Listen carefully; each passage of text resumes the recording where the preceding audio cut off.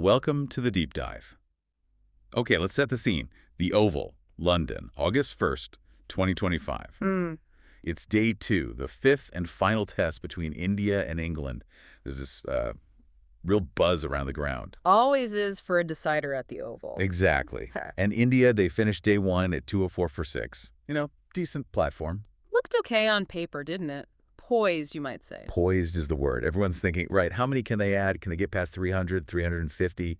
Build a commanding score. But, well, what actually happened wasn't just a little wobble. Not at all. It was dramatic. A complete turnaround that just flipped the script on the whole match. Maybe this year. It really did. And look, what we saw unfold was, frankly, a demolition job. It goes beyond just a collapse. Yeah, how so? Well, it was a showcase of relentless, sustained pressure, how it can just dismantle even a really good batting lineup. So that's our mission today, then, to really get into that morning session. Exactly. Unpack what happened, why India crumbled like that against England, why it felt so significant, and I guess what it tells us about, pressure in sport, especially Test cricket when the stakes are this high. And they couldn't be much higher, could they?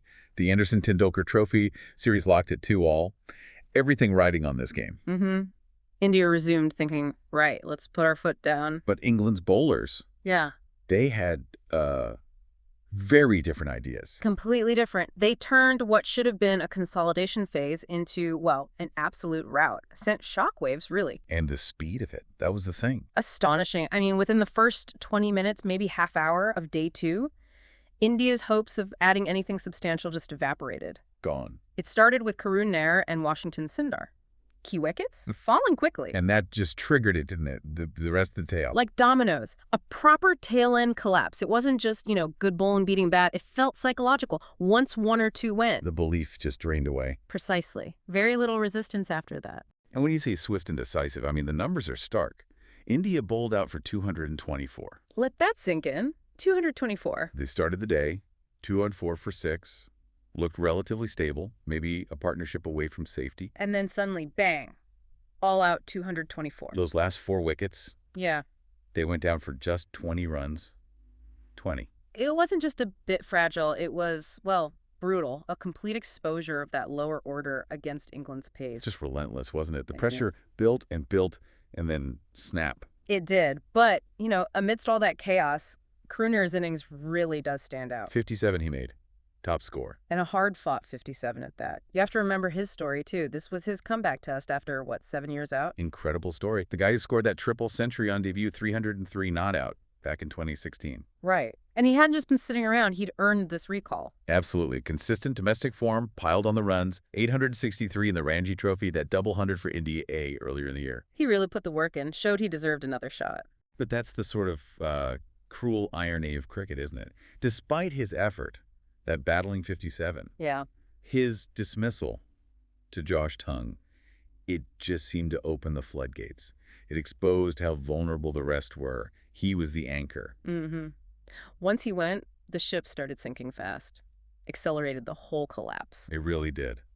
Because while Nair stood firm for a while, the others, well, the contributions were limited, weren't they? Sai Sudharsan got 38, which actually looks pretty valuable in hindsight. give the final total, But the captain, Shipman Gill, only 15. That's disappointing. Big game. Needed more from him. And Washington Sundar. He'd just made his first Test 100 in the previous match at Old Trafford, remember? Yeah, a match-saving innings. Here, just 26. It's such a stark contrast. It really shows the kind of pressure England were exerting. Like they just couldn't cope this time around. It felt a bit like the top order didn't quite turn up, making Nair's knock look even more like a solo effort against the tide. And the reason for that tide? England's bowlers.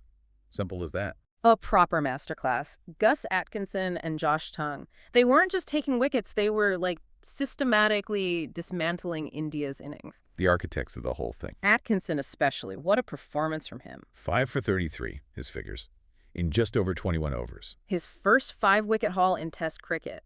And what a time to get it. Huge moment for him. It wasn't just a lucky spell either. It was, surgical. He troubled everyone. Pace, bit of movement. That nagging fourth stump line made them play. Exactly. Exploited maybe a tiny bit of help from the pitch early on, forced those errors, got them playing at balls they maybe could have left. Test bowling 101, but executed brilliantly. Relentless and precise. And you can't forget Tung's role either. He was crucial. 3 for 57 for him.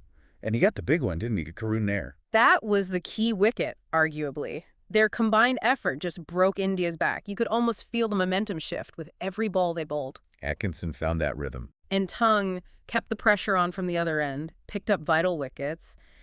Atkinson's spell felt almost, game-changing?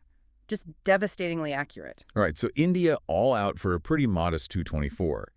England's response then became absolutely critical. Huge. They had the psychological edge, didn't they? And they needed to capitalize. Which, to be fair, they did pretty well. The openers, Zak Crawley and Ben Duckett, put on 60. Solid start.